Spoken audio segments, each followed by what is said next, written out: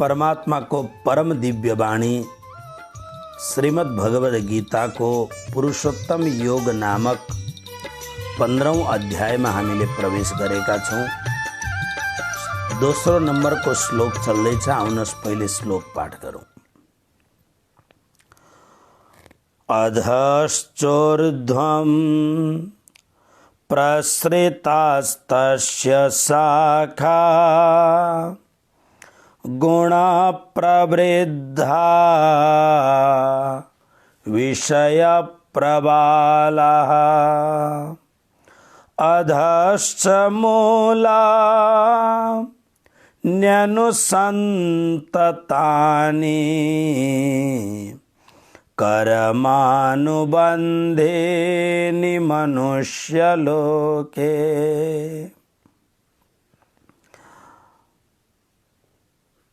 अधश्च ऊर्ध्वं प्रसृताः तस्य शाखा। तस्यबाट श्लोक को अर्थलाई उठाउने प्रयत्न गरौं। तस्य त्यो वृक्षको शाखा हाँगाहरू कस्ता हाँगा?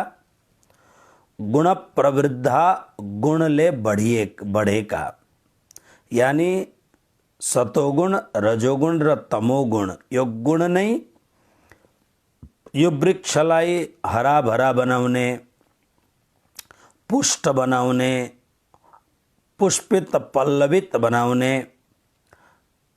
यसमा दुईटा कुरो चाहियो। एउटा कुरो चाहियो समय समयमा पानी जल को आलबालमा सिंचन गर्ने। अर्को कुरो समय समयमा यसलाई मल चाहिन्छ। ओके, अब मल जल गर्नु पर्यो। त्यसले गर्दाखेरि वास्तवमा यो संसार रूपी जुन अश्वत्थ वृक्ष छ, यो वृक्षको यसलाई बडो बनाउनका लागि, यसलाई राम्रो बनाउनको लागि, यसलाई सुन्दर बनाउनका लागि जलमलको काम गुणले गर्दछ।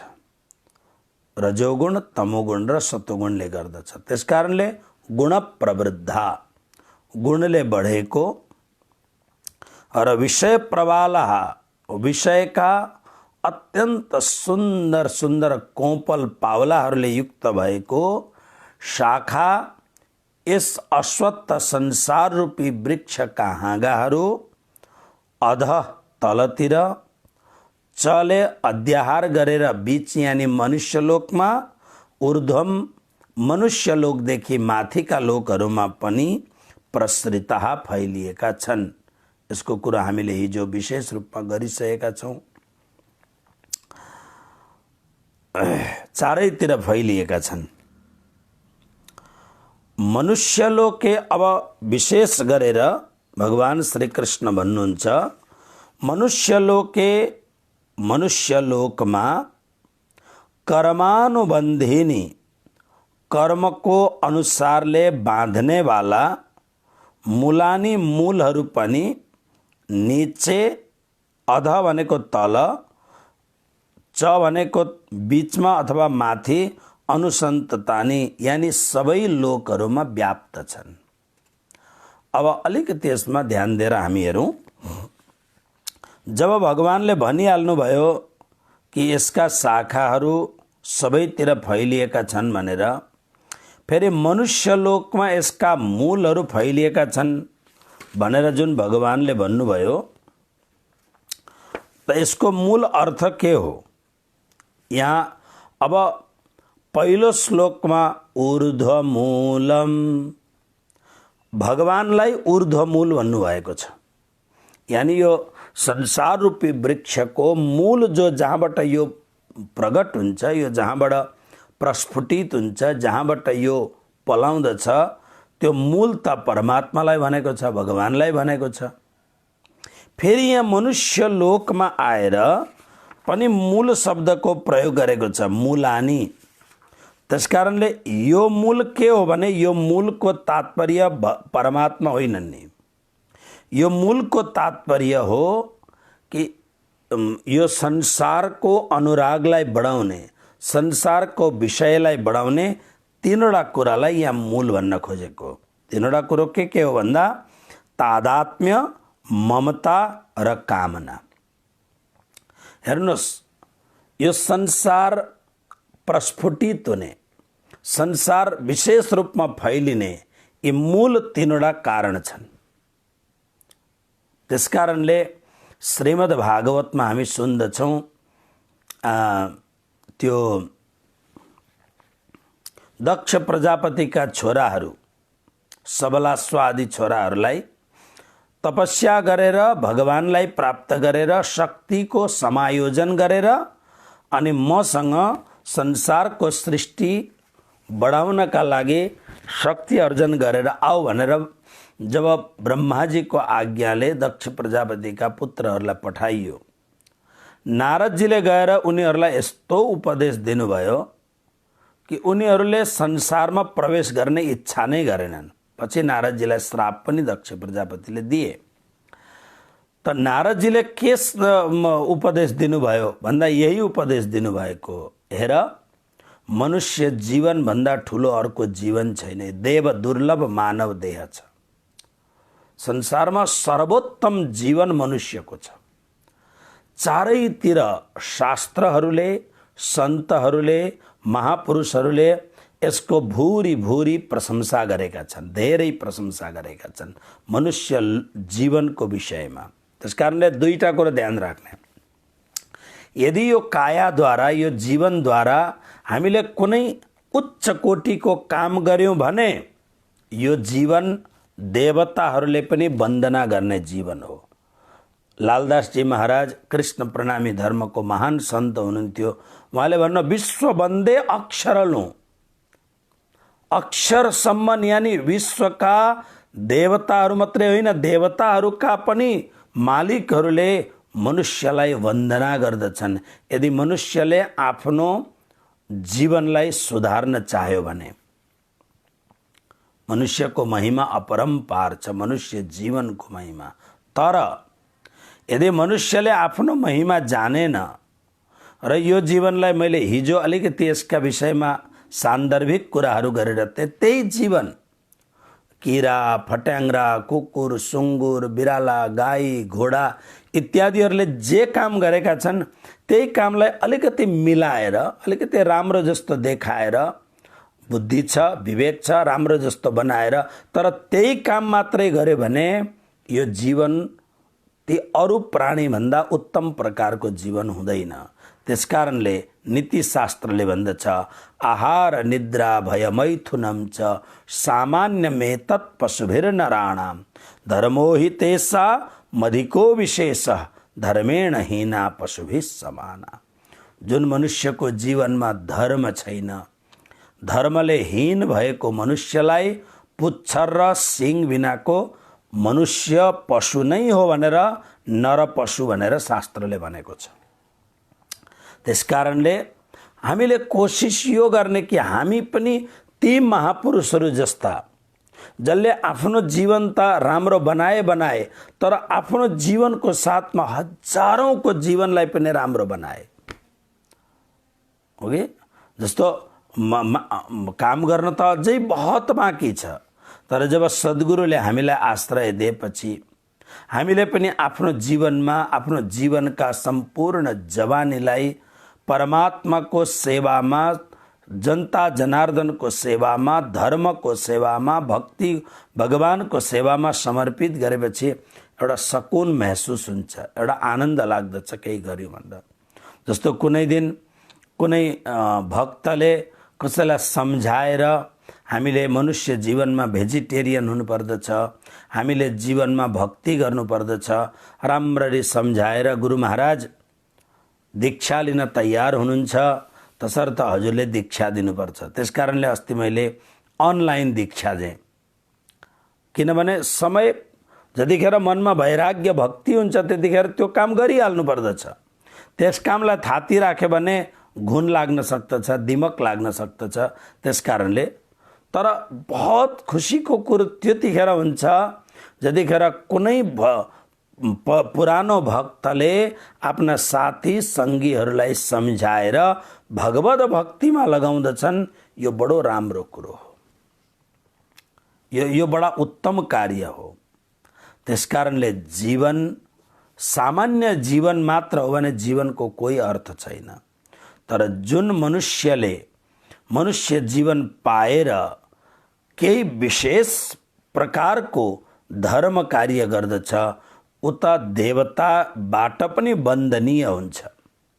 त्यसकारणले भगवान श्री कृष्णले मनुष्य लोकको लागि यो विशेष शब्द राख्नुभयो। यहाँनिर के भन्नुहुन्छ? कर्मानुबन्धिनी मनुष्य लोके।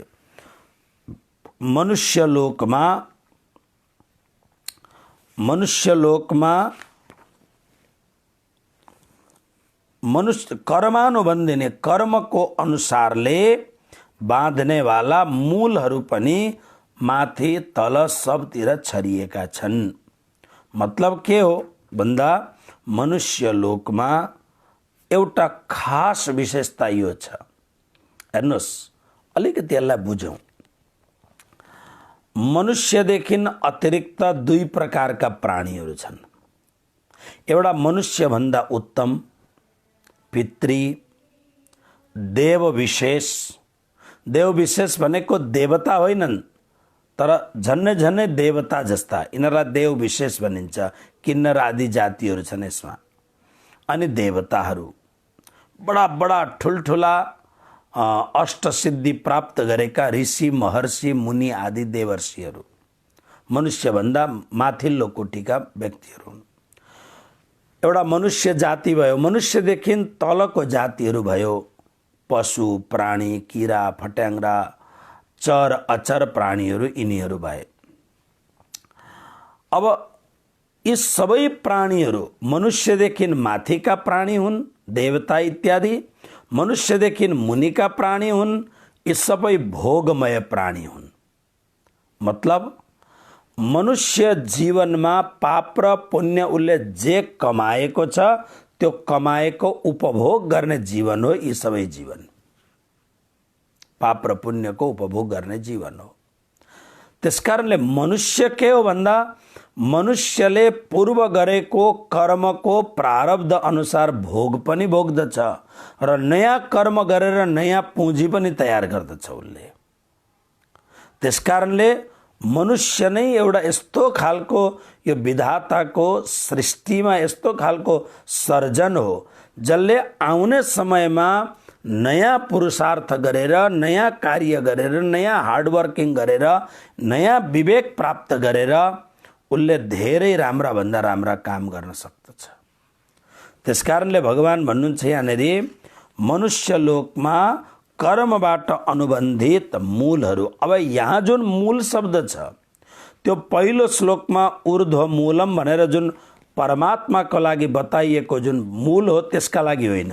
यो मूल के हो त भन्दा यो मूल संसारको जुन राग छ यसलाई तीनवटा नाम दिउँ हामीले, तादात्म्य, ममता र कामना। अब तादात्म्य भनेको के हो भन्दा हेर्नुहोस्, म शरीर हुँ है। धेरै जसो हामीले के भन्छौँ, म मोटो छु, म दुब्लो छु, कोरोनाले मलाई ग्रस्त गर्छ होला इत्यादि कुराहरू जो हुन्छन्, यी सब कुराहरू यिनीहरूले मनुष्यलाई बाँध्दछ। म शरीर हुँ। शरीर प्रतिको अतिशय जुन आसक्ति छ त्यो शरीरको अतिशय आसक्ति जुन छ त्यो तादात्म्य। तादात्म्यको अर्थ भयो आत्मालाई शरीरै मान्नु, तादात्म्य भाव। अनि अब यसको पछि ममता जो मूल हो यहाँनिर। ममता केलाई भनिन्छ भन्दा शरीर आदि पदार्थलाई हेर्नुहोस्, म शरीर हुँ भन्ने मान्नु अलग हो, तर शरीर प्रति जुन ममता छ, शरीर अथवा अन्य अन्य वस्तुहरूप्रति जो ममता छ त्यो ममतालाई त्यसलाई ममता भनिन्छ। अब यो ममताहरू कस्तो छ भन्दा हेर्नुहोस्, पुत्रैषणा, वित्तैषणा, लोकैषणा यस्ता खालका यो शास्त्रीय परिभाषा हो। यो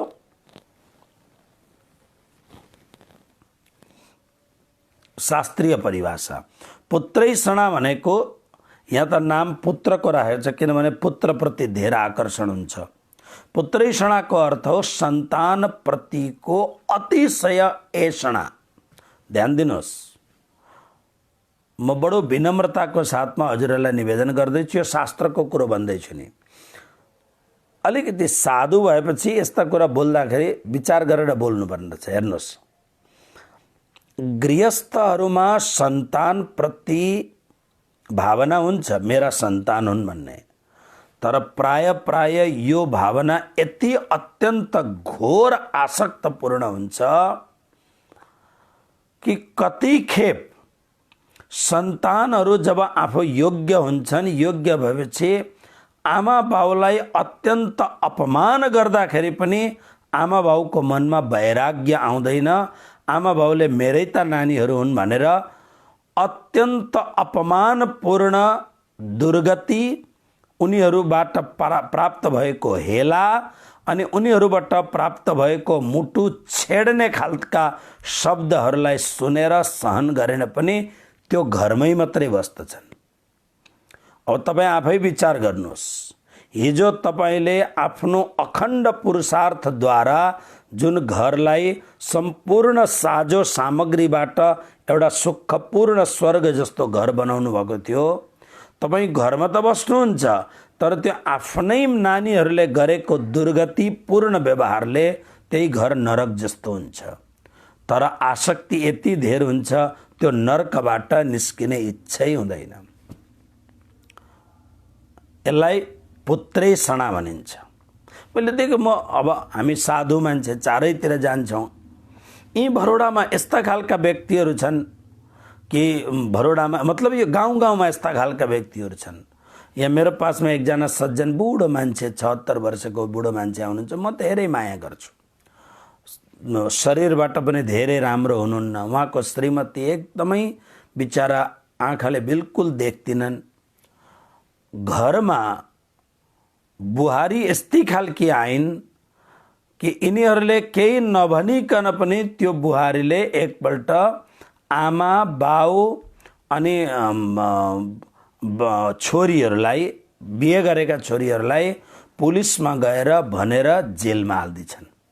जसोतसो गरेर भनसुन गरेर पुलिसको थानाबाट निस्के। अब अहिले के छ, घरमा बस्नुपर्छ। त्यो बुढी भएकी 72-73 वर्षकी आँखा नदेख्ने आमाले, यहाँ गुजरातीहरूले कपडाहरू यस्तो घरको काम गर्न जान्दैनन् पुरुषहरूले, अनि म सोद्धाखेरि त्यो बुढी मान्छेले कपडा धुने इत्यादि कामहरू अब आँखा नदेख्दा पनि कसरी गर्छिन् ल, म छक्क पर्दछु। अनि भोजन भाजन इत्यादि घरमा बनाउँछन्, तर जे बनाएको छ तपाईँ आफै विचार गर्नुहोस्। अब 73-74 वर्षको उमेर थियो होला त्यतिखेर उनीहरूले पुलिस थानामा लगेर हालिदिँदाखेरि कुनै पनि कारण बगर त्यस्तै खालकी बुहारी घरमा आएकी छन्। जे बनाएर दियो चुप्प लागेर खानु पर्दछ। अनि म मन्दिरकै छेउमा छ, म चियाहरू पिलाइरहन्छु, भण्डाराहरू भइरहन्छ, आज यहीँ खानु है, सब्जीहरू सुधार्नुपर्छ भन्छु। बुढो मान्छे आउँछन्, सब्जी सुधार्छन्, अनि यसो लड्डुहरू म थपक्का हातमा हालिदिन्छु, बुढीलाई खुसुक्क दिनु नि भनेर भन्छु। नाना गुरुजी चुप लागेर लैजाऊ, आफू यहाँ खाएर मात्रै हुन्छ भनेपछि आँखामा आँसु हुन्छ त्यो मान्छेको। अब मैले मन्दिरमै खाऊ न तिनीहरू दुवैजनाले भन्दा गाउँमा यस्तो खालको व्यवहार छ कि यसले त यो त मन्दिरमा गएर खान थाल्यो, कस्तो खालको मान्छे रहेछ भनेर फेरि अपमान गर्न थाल्छन्। त्यस्ता कति मान्छे छन्, बहुत मान्छे छन्। एउटा मान्छे जो अहिले त मरिसक्यो, त्यो मान्छे मैले धेरै वर्ष त्यसलाई मन्दिरमा भोजन गराएँ। जब ऊ बिमार भयो, अब मन्दिरले सेवा गर्न सक्दैन, मैले उदाहरण दिएको पुत्रैषणा कस्तो हुन्छ। उसको पासमा अलिकति जमिन थियो, धेरै वर्ष भोजन मैले भने यी खा भोजन गर्ने घर भन्न नै गर्थ्यो। एकपल्ट म थिइनँ, म 6-8 महिना अमेरिका बस्दाखेरि निकाल्दैछन् मन्दिरबाट, नआउनु, उनीहरूकै मान्छेले, मन्दिरकोले होइन। म आउँदाखेरि त गालासाला चाउरी परेको, आँखा साखा भाँसिएको। मैले भने के भयो भन्नु, ठिकै छ गुरुजी, राम्रै छ, आफै बनाउँछु खान्छु भन्नुहुन्छ। मैले सबै चाल पाएँ नै मन्दिरमा। खालि 15-20 दिन, महिना दिनमै हृष्टपुष्ट एकदम बलियो भइहाल्यो मान्छे। एउटा यस्तो समय आयो बिमार हुन थाल्यो अनि मैले भने मजाक गरेर मलाई जरुरत थिएन मैले भने तिमीलाई जीवनभरि राम्रो भन्दा राम्रो बस्ने जग्गा दिन्छु अट्याच रुम अनि दबाई पानी पनि सबै म गर्छु सबै काम कपडा धुने हाम्रो अब यहाँ के छ भने आफू कपडा प्राय धुइँदैन अहिले त मसिन लिएर आएँ मैले तर सबै काम भइरहन्छ सबै काम हुन्छ तर तिम्रो अलिकति जुन जमिन छ त्यो चाहिँ मन्दिरका नाममा लेखिदेऊ भन्न मजाक गरेको भोलिपल्टदेखि खानै आएन। कृष्ण कन्हैया लाल की जय। मैले अरे भाइ आओ ना गुरुजी हम बराबर छन्। त्यसको पछि त्यो मान्छेको हालत यस्तो भयो मन्दिरमा का मैले त बोलाएँ मैले त मजाक गरेको आऊ भन्दा पछि उसलाई डर लाग्यो होला के भयो होला अरूले केही भने होला आएन थोरै जमिन अनि हुँदै यस्तो भएछ कि एकपल्ट मैले अनि हो बाहिर पनि कहीँ देख्दिनँ घाम ताप त छैन के भयो भनेको बिमार छ भन्नु अनि म त्यो गाउँमा यसो जाँदाखेरि यसो हेरेँ के छ कसो छ भनेर सोधेँ ठिक छ भने उठ्न सक्दैन त्यो बस एक दिन फेरि 15-20 दिन महिना दिन त्यताबाट जाँदाखेरि शरीरबाट किरा निस्किँदै रहेछ। मलाई यति दुःख लाग्यो मैले त्यहाँका ओरतिर परतिर उसका सगा सम्बन्धी सबैलाई भने उसले उसको सन्तान थिएन उसको दाजुको सन्तान थियो त्यो अर्को सम्प्रदायमा हाम्रो प्रणामी थिएन अर्कै सम्प्रदाय पालन गर्ने संसारको पैसाभन्दा पैसावाला सम्प्रदाय डेली मन्दिर धाएर जान्छन् 1 किलोमिटर टाढा गएर न त्यो मान्छेलाई खाना मैले भने भाइ केही नगरे पनि यसलाई उठाएर सरकारी हस्पिटलमा लगेर हालिदेऊ कमसेकम केही त दबाई पानी गर्छन् सरकारी हस्पिटलमा गुजरातमा राम्रो छ सरकारी हस्पिटल भन्दा त्यो मान्छे त्यत्तिकै प्राण त्याग गर्यो। त्यो तर भयो के भन्दा यसमा हेर्नुहोस् त्यो मान्छेलाई के लाग्यो भने ओहो गुरुजीले यस्तो भन्नुभयो मेरो अलिकति जमिन भतिजाको लागि मैले राखेको जमिन गुरुजीले लानुहुन्छ भन्ने आश्रय मलाई त चाहिँदैन त्यो त्यति मजाक गर्नाले मात्र कति आसक्ति छ मान्छेलाई यसलाई पुत्रैषणा भनिन्छ। सन्तान तपाईको सन्तान हो तपाई प्रेम गर्नुहोस् अथाह प्रेम गर्नुहोस् खूब प्रेम गर्नुहोस् तर जब तपाईलाई लाग्छ कि यस्ता घरमा व्यवहार राम्रो छैन अब म घरबाट पराए तपाईहरुले बागबान पिक्चर हेर्नु भएको छ राम्ररी देख्नु भएको छ यस्तो खालको परिस्थिति आयो भने अब घरमा मेरो काम छैन मेरो जीवन अब नरक हुने भयो भनेर कुनै नजदिकको कुनै राम्रो धार्मिक संस्थानमा गएर शरण लिनुहोस् र आफूले जीवनभरि बचाएको केही छ भने आफूले जीवनभरि राखेर उपभोग गर्नुहोस् अनि आफू मरेपछि यो संस्थाले प्राप्त गर्छ भनेर लेखाउनुहोस्। यस्ता खालका धार्मिक संस्था आज पनि छन्। त्यसले गर्दाखेरि मूल कुरो के छ भने यो ममता के हो भन्दा पुत्रैषणा सन्तान प्रतिको अतिशय आसक्ति घोर आसक्ति जति ताडना जति मार खाए तापनि त्यो मार जस्तो नहुनु त्यस्तो खालको। अर्को एउटा हुन्छ वित्तैषणा भनेको सम्पत्तिको ऐषणा भनेको चाहना सम्पत्ति कति मान्छे यति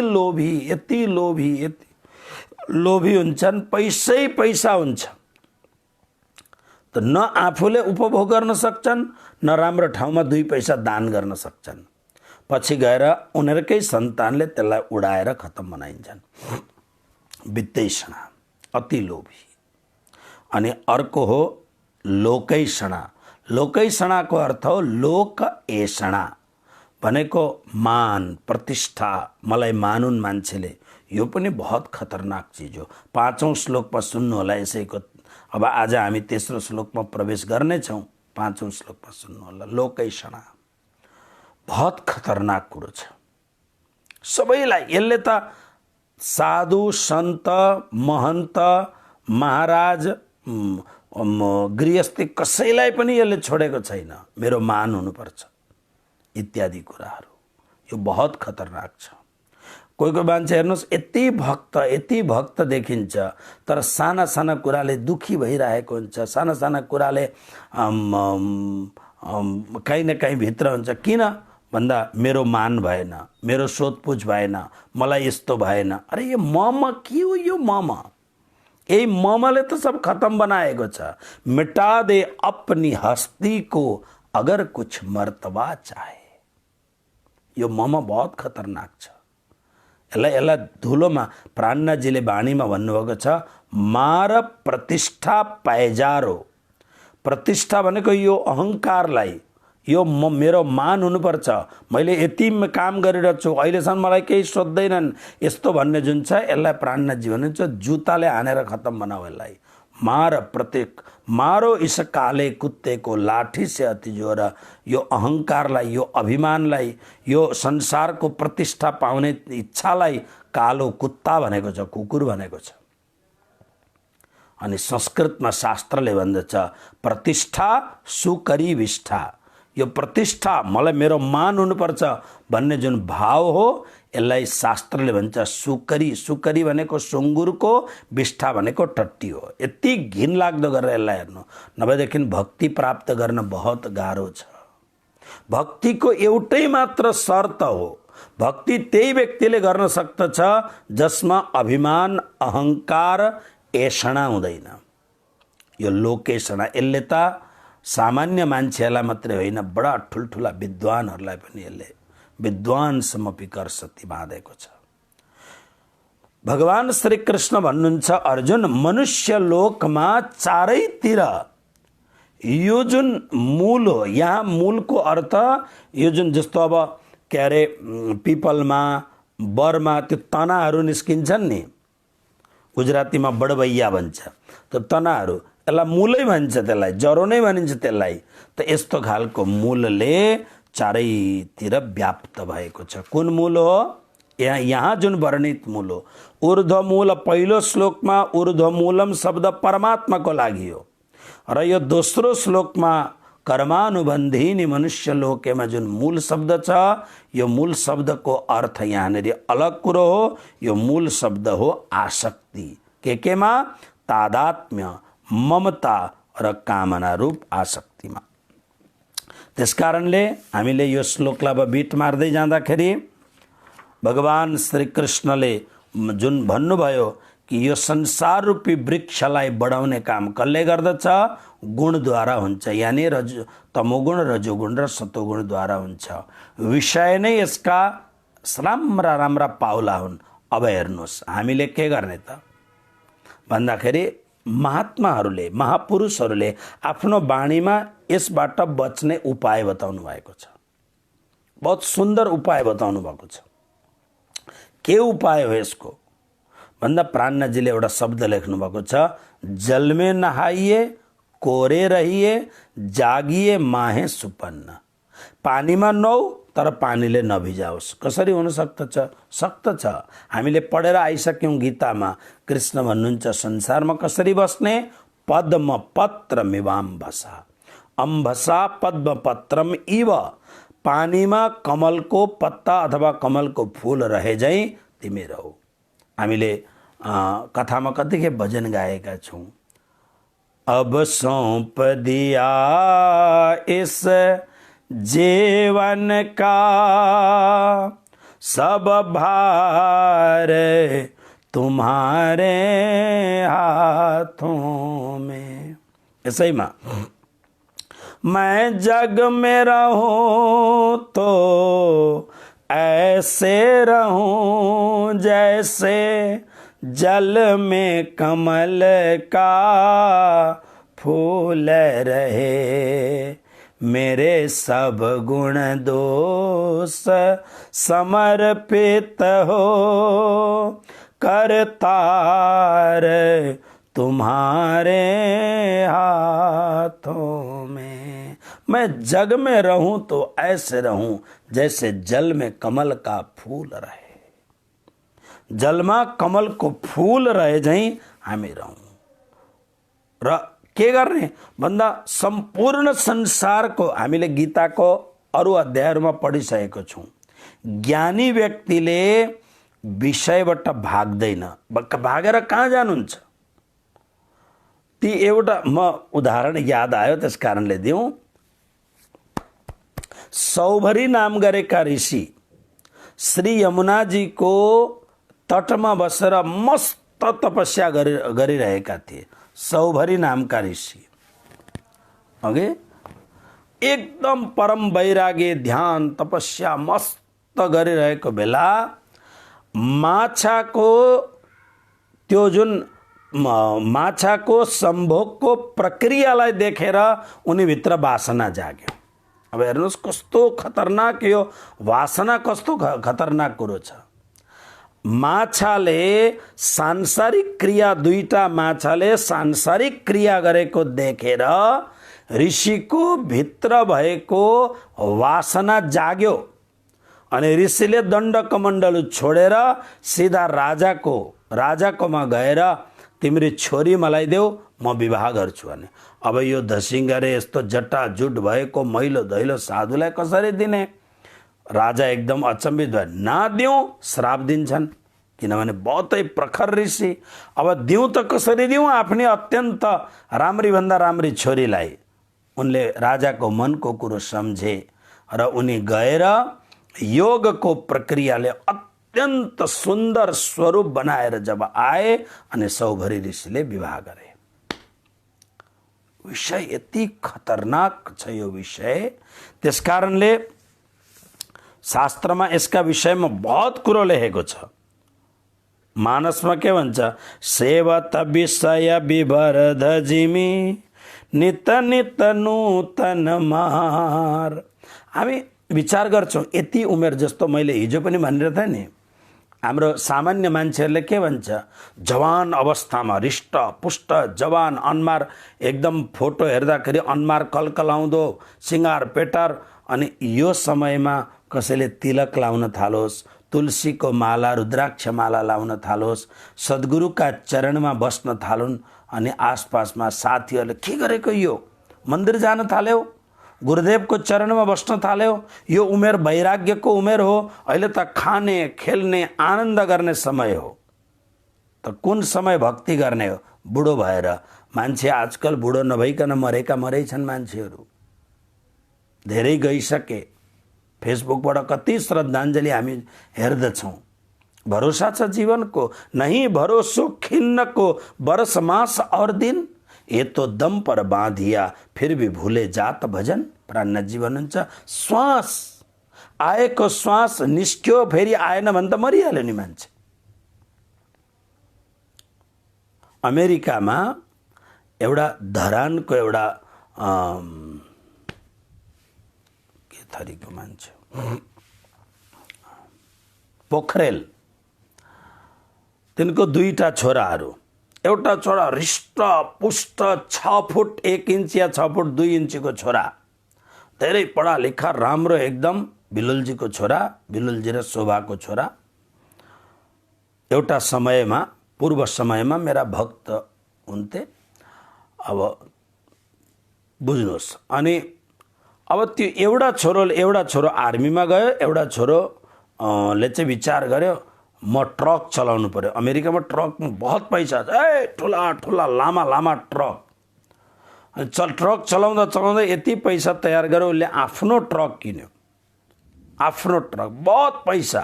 एउटा झन्नै इन्जिनियरले भन्दा राम्रो पैसा कमाउँछ ट्रकवालाले, पढा लेखा केटा। हेर्नुहोस् जीवनको भरोसा। ट्रक लिएर अब न्युजर्सीबाट न्युयोर्कबाट क्यालिफोर्निया जानु पर्यो भने 6-7 दिन लाग्छ ट्रकलाई। ट्रकमै एकदम राम्रो भन्दा राम्रो सुत्ने एसी सब लगाएको राम्रो हुन्छ, अथवा मोटेलमा गएर सुते पनि हुन्छ। बाटोमा जाँदा सबै थुप्रो हुन्छ न साथीहरू, बाटोमा एक ठाउँ उत्रेर स्यान्डविच किनेर अनि गाडीमा आएर बसेर स्यान्डविच खान थाले। स्यान्डविच चबाउँदैछ अनि फोन आयो गर्लफ्रेन्डको। विवाह गरेको थिएन, तर केटी साथमा मतलब गर्लफ्रेन्ड थिए। केटीसँग कुरो गर्दै त्यो खाँदै ब्रेड पुरा भएको छैन, प्राण निस्क्यो। एकदम हृष्ट पुष्ट, कुनै बिमारी छैन। पछाडिको साथीहरूले हर्न बजाए। अब त्यहाँ हर्न पनि धेरै बजाइँदैन, होइन किन हिँड्दैन भनेर आएको त सिटमा लडिरहेछ। अरे के भयो? अनि हतार यता पुलिसलाई बोलाए। पुलिस त 5 मिनटमा आइहाल्छ। आयो पुलिसले सबै हेऱ्यो, डक्टरहरू आए, सब भयो अनि छोरो यस्तो भनेर समाचार गयो। पछि डक्टरहरूले चेकअप गरे, सब गर्दाखेरि एक प्रकारको अट्याक, यो ब्रेनको कुनै, उनीहरू भन्छन् लाखौँ मान्छेमा कसैलाई हुन्छ यो यस्तो खालको बिमारी। अब लाखौँ मान्छेमा आफू पर्यो, यस कारणले जीवनको कोही भरोसा छैन। मैले हिजो पनि भने, जब थोत्रो भएर काम नलाग्ने भएर सिगान खकार आउन थालेपछि ठिक छ, अब अरू बेला होस आएन, त्यो बेला होस आएर जाँदा पनि हुन्छ। तर जब जवानीमा होस आयो भने संसारको काम गर्दा गर्दै पनि भगवत भक्ति गर्न के फरक पर्छ? भगवत भक्तिमा एउटै मात्रै त शर्त छ नि, यो घिनलाग्दो कुरो नखाओ, यो पाप लाग्ने कुरो नखाओ, आफ्नो जीवन राम्रो बनाओ। किनभने त्यो अर्कालाई दुःख दिएर, पीडा दिएर, हाहाकार बनाएर त्यो कुरो पेटमा राखेपछि बुद्धि कहाँबाट राम्रो हुन्छ? यति त गुरुले भन्नुहुन्छ, अरू त केही ठुलो कुरो भनेको छैन। त्यसकारणले यो बडा खतरनाक कुरो छ। त्यसले गर्दा आफ्नो माइन्डलाई, आफ्नो बुद्धिलाई अलिकति तयार गरेर म संसारमा पनि, किन कृष्णले भन्नुभयो भाग्ने जरुरत छैन, विषयको उपभोग विवेकपूर्वक गर, धर्मपूर्वक गर र साथमा भजन भक्ति पनि गर, मेरो शरणलाई पनि स्वीकार गर, नभए यो बडा खतरनाक कुरो छ। त्यसकारणले एउटा वेदान्तको ग्रन्थ छ विवेक चूडामणि, त्यसमा बहुत मिठो एउटा श्लोक लेखेको छ, सुन्नुहोस्। दोषेण तीव्र विषयः कृष्ण सर्प विषादपि विषम निहन्ति भोक्तारम द्रष्टारम चक्षुषाप्ययम्। के भन्छन्? दोषमा विषय, हेर्नु दुईटा कुरो छ, विष अनि विषय। विष माने पोइजन अनि विषय। दोषमा विषय, विषभन्दा पनि कस्तो विष भन्दा कालो गोमन नागको टोक्ने बित्तिकै इट इमिडिएटली विदिन मिनट के भित्र पुरा शरीर कालो भएर मार्ने त्यस्तो खालको कालो कोब्राको विषभन्दा पनि विषय खतरनाक छ भनेर विवेक चूडामणिले भन्दछ। दोषेण तीव्र विषय कृष्ण सर्प विषादपि, कृष्ण सर्पको कालो नागको विष भन्दा पनि विषय खतरनाक छ। किन भन्दा निहन्ति भोक्तारम द्रष्टारम चाक्षुषाप्ययम्। हेर्नुहोस्, किनकि विष जसले खान्छ अथवा नागले जसलाई टोक्दछ त्यही मात्रै मर्दछ, तर विषयता चिन्तन गर्दा मात्र पनि बर्बाद हुन्छ। यहाँ उदाहरण दिएको छ कि आँखाले हेर्दा मात्रै पनि विष चढ्दछ। मैले हिजो धेरैवटा कुरो भने हजुरहरूलाई विषका सन्दर्भमा। त्यसकारणले विवेक चूडामणिमा अर्को यहाँ कुरो लेखिएको छ, मोक्षस्य काङ्क्षा यदि वै तवास्ति त्यजाति दूराद विषयान विषम यथा। हे तात, यदि मोक्षको इच्छा छ भने विषयलाई विष समान मानेर टाढैबाट त्याग गरिदियो। जसरी तपाईँ लड्डु खान जानुभयो, लड्डु उठाउनु, यति मिठो लड्डु, यति तपाईँलाई साह्रै मनपर्छ, लड्डु उठाउनु भयो, कसैले भन्यो खान त खानु, तर यो लड्डु मध्येमा कुनै लड्डु चाहिँ विष हालेको जस्तो लाग्दछ है, केही विष परेको छ, खान सकिन्छ? जति मिठो लागे पनि मरिन्छ भन्ने बित्तिकै खाइँदैन नि।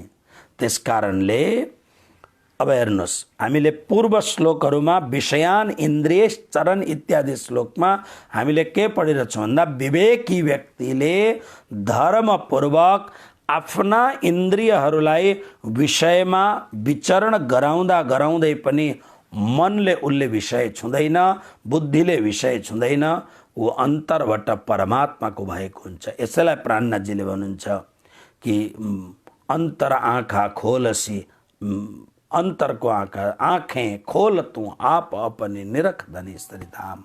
आँखा खोलेर परमात्मालाई हेर। र यस प्रकारको यो संसार छ। त्यसकारणले श्री कृष्ण भन्नुहुन्छ अर्जुन, यो जुन दोस्रो श्लोक हो, यो दोस्रो श्लोकमा यस्ता प्रकारका विषयका कुराहरू छन्। अब हेर्नुहोस्, विषयको जति चिन्तन गर्यो त्यति बढ्दै जान्छ। तर ज्ञान भएपछि ठिक छ, प्रारब्धले मलाई सबै कार्य गर्नुहोस्, तर तपाईका प्रत्येक विषयका उपभोगमा विवेक हुनुपर्दछ, आसक्ति हुनु हुँदैन, विवेक हुनुपर्दछ। एउटा भक्तले विवाह गर्दछ, विवाह गर्नुको मतलब विषयको संयोजन गर्नु। सन्तान पनि जन्म हुँदछ, तर उसको बुद्धिमा के हुन्छ भन्दाखेरि मलाई परमात्माले जुन जीवन दिनुभएको छ, यो जीवन मैले परमात्मामय बनाउँ। त्यसकारणले पहिले म एक्लो थिएँ, अब हामी दुईजना भयौँ, दुईजना भएर प्रभुको सेवा गर्ने। सन्तानहरू यी सबै परमात्माकै कृपाले प्राप्त भएका हुन्। त्यसकारणले त्यो सन्तानलाई सानोभन्दा सानो उमेरदेखि भक्ति सिकाउँदै जाने, परमात्माको कुराहरू सिकाउँदै जाने, ताकि त्यो नानीको त्यो बचपनको अवस्थामै उसको ओठमा कृष्ण नाम होस्, उसको आँखामा कृष्णप्रतिको प्यार ममता उम्रियोस्। त्यो नानीले हेर्दैखेरि कृष्णको फोटो देख्दा उसका लागि प्रेम जागोस्, न कि अत्यन्त अश्लील हरकत गर्ने फिल्मका नेता अभिनेता अभिनेत्रीहरूलाई को फोटो देखेर आनन्दित हुने नै। त्यो तपाईको हातमा छ त्यो कुरो। यदि तपाई आफ्नो गृहस्थ जीवनलाई परमात्माको प्रसाद सम्झिनुहुन्छ, गृहस्थ जीवनमा पाइएको जुन उपलब्धि छ त्यसलाई परमात्माको प्रसाद सम्झिनुहुन्छ भने आफ्नो घर, आफ्नो व्यवहार, आफ्नो नानीहरू, आफ्नो सन्तानहरू सबैलाई बिस्तारो बिस्तारो मोड्दै जसरी एउटा कुमारेले माटो ल्याएर गिलो बनाएर चक्रीमा चढाएर अनि चाकमा चढाएपछि जुन जुन आकृति दिँदा धुपौरो बनिन्छ, आरती बनिन्छ, दही जमाउने ठेकी बनिन्छ, त्यसरी नै पुरा आफ्नो सहित पुरा घर परिवारलाई भक्त बनाउनुहोस्। जब प्रत्येक व्यक्तिले यो काम गर्दै गएपछि सतयुग आइहाल्छ नि, धर्मयुग आइहाल्छ नि, डराउने कामै के छ। तर हामी के गर्छौं, प्रवचन सुन्छौं मात्रै, गीताहरू ग्रन्थहरू ल्याएर पूजा कोठामा राख्छौं, बिहान बेलुका डरले यसो आरती घुमाइ हेर्छौं, त्यति मात्रै हो। तर हाम्रो जीवनमा धर्मले प्रवेशै गरेको हुँदैन, हाम्रो बुद्धिमा धर्मले प्रवेशै गरेको हुँदैन। त्यसकारणले धर्म हामीले आफ्नो व्यवहारलाई ठिक गर्नका लागि, मतलब हाम्रो संसार मैले यसो गर्नुपर्छ, मैले शनिबारको व्रत राख्नुपर्छ नभए शनि महाराज रिसाउँछन्, मैले मङ्गलबारको व्रत राख्नुपर्छ नभए गणेश भगवान रिसाउँछन्। यदि किन रिसाउँछन् भन्दा यिनीहरू रिसायो भने मैले कुलदेवको पूजा गर्नुपर्छ, किनभने यो सब के छ, संसारै बढाउनका लागि मात्रै छ। गुण प्रवृद्धा विषय प्रवाला। तर नै मैले मनुष्य जीवन दुर्लभमा दुर्लभ मनुष्य जीवन मैले पाएको छु। मनुष्य जीवनमा सद्गुरु पाएको छु, सद्गुरुको शरणागति मैले पाएको छु, सत्संग मैले पाएको छु। अब मैले मेरो जीवनलाई दिव्य भव्य बनाउनु छ। म यो सामान्य मान्छे जस्तो जीवन होइन, मैले एउटा राम्रो स्वस्थ परिपूर्ण भक्तमय जीवनमा बनाउने छु। बस जीवनमा आनन्दै आनन्द छ। तसर्थ यसरी यो श्लोक छ। अब हामी तेस्रो श्लोकमा प्रवेश गर्छौं। तेस्रो श्लोकमा भोलि प्रवेश गरौँ। श्लोक पनि र श्लोकको अर्थ पनि बडो सुन्दर श्लोक। भगवानले पहिलो श्लोक र दोस्रो श्लोकमा संसार रूपी वृक्षको वर्णन गर्नुभयो। हेर, यो संसार मेरै सृष्टि हो, तर यो संसारले मबाट तिमीलाई अलग गराइदिन्छ, अलग लैजान्छ, आफ्नोतिर आकर्षण गर्दछ। त्यसकारणले मेरो पासमा आउनको लागि सजिलो उपाय तिमीलाई सिकाउँछु। के उपाय भोलि हामी श्रवण गर्छौँ। कृष्ण कन्हैया लाल की